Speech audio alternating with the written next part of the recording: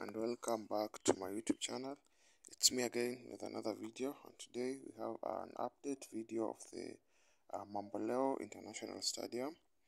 So I just want to show you how the Mamboleo International Stadium looks in 2025 since it was updated recently. There were constructions and they renovated the stadium. So Jomo Kenyatta Stadium is located in Mamboleo, Kisumu. It's a major sports venue with a capacity of 30,000.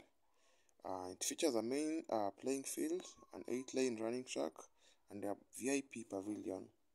The stadium also includes facilities for basketball, tennis, football, and rugby, as well as changing rooms and anti-doping rooms, a restaurant, and a conference area. It is designed to host both local and national sporting events, as well as concerts and public gathering.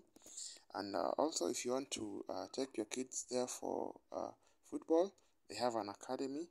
And for more details, you can inquire from them by going to their location, which is the Mamboleo International Stadium.